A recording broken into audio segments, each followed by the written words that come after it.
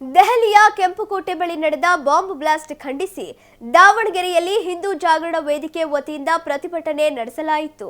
ನಗರದ ಜಯದೇವ ವೃತ್ತದಲ್ಲಿ ಪ್ರತಿಭಟನೆ ನಡೆಸಿದ ಹಿಂದೂ ಜಾಗರಣ ವೇದಿಕೆ ಕಾರ್ಯಕರ್ತರು ಬಾಂಬ್ ಬ್ಲಾಸ್ಟ್ ನಡೆಸಿದ ಭಯೋತ್ಪಾದಕರ ವಿರುದ್ಧ ಘೋಷಣೆ ಕೂಗಿ ಅವರ ಪ್ರತಿಕೃತಿ ದಹಿಸಿ ಆಕ್ರೋಶ ವ್ಯಕ್ತಪಡಿಸಿದರು. ಬಳಿಕ ಮಾತನಾಡಿದ ಹಿಂದೂ ಜಾಗರಣ ವೇದಿಕೆ ಸಂಚಾಲಕ ಸತೀಶ್ ಪೂಜಾರಿ, ಅನಕ್ಷರಸ್ಥರು ಕಲ್ಲು ಹೊಡೆದಿದ್ದಾರೆ ಎಂದು ನಮ್ಮ ಕೆಲ ರಾಜಕೀಯ ನಾಯಕರು ಹೇಳಿದ್ದರು.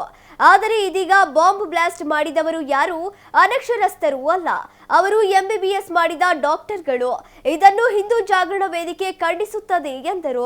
ಈ ರೀತಿಯ ಘಟನೆಗಳು ದೇಶದಲ್ಲಿ ನಡೆದಾಗ ರಾಷ್ಟ್ರಭಕ್ತ ಮುಸಲ್ಮಾನರು ಸುಮ್ಮನಿರದೆ ಭಯೋತ್ಪಾದಕರ ವಿರುದ್ಧ ಬೀದಿಗಿಳಿದು ಹೋರಾಟ ನಡೆಸುವ ಮೂಲಕ ನಿಮ್ಮ ದೇಶಭಕ್ತಿಯನ್ನು ತೋರಿಸಬೇಕು.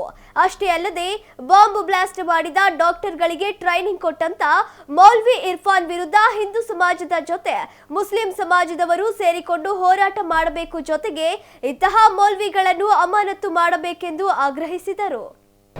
ಮೊನ್ನೆ ಏನು ದೆಹಲಿಯಲ್ಲಿ ಬಾಂಬ್ ಬ್ಲಾಸ್ಟ್ ಆಯಿತು, ಆ ಬ್ಲಾಸ್ಟ್ ಆದ ತಕ್ಷಣವೇ ಈ ದೇಶದ ಪ್ರಮುಖ ರಾಜಕೀಯ ಪಕ್ಷದವರು ಅಲ್ಲಿರ್ತಕ್ಕಂತಹ ಗೂಢಾಚಾರಿಗಳ ಮೇಲೆ ಅನುಮಾನ ಪಡ್ತಕ್ಕಂಥ ಕೆಲಸವನ್ನು ಮಾಡಿದರು.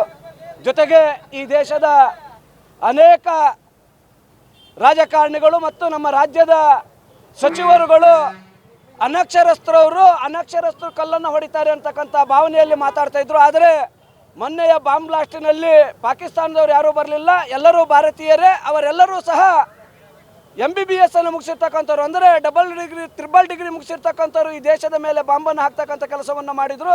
ಅದನ್ನು ಇಡೀ ಹಿಂದೂ ಸಮಾಜ ಖಂಡಿಸುತ್ತೆ. ಜೊತೆಯಲ್ಲಿ ಇಲ್ಲಿರ್ತಕ್ಕಂಥ ರಾಷ್ಟ್ರಭಕ್ತ ಮುಸಲ್ಮಾನರಲ್ಲಿ ವಿನಂತಿಯನ್ನು ಮಾಡಿಕೊಳ್ತೀವಿ, ನೀವು ಇಂತಹ ಕೃತ್ಯಗಳಾದಾಗ ಸುಮ್ಮನಿರುವುದನ್ನು ಬಿಟ್ಟು ತಕ್ಷಣವೇ ಬೀದಿಗಿಳಿದು ಅವರ ವಿರುದ್ಧ ಪ್ರತಿಭಟನೆಯನ್ನು ಮಾಡಬೇಕು. ಆ ಮೂಲಕ ನಿಮ್ಮ ರಾಷ್ಟ್ರಭಕ್ತಿಯನ್ನು ತೋರಿಸಬೇಕು.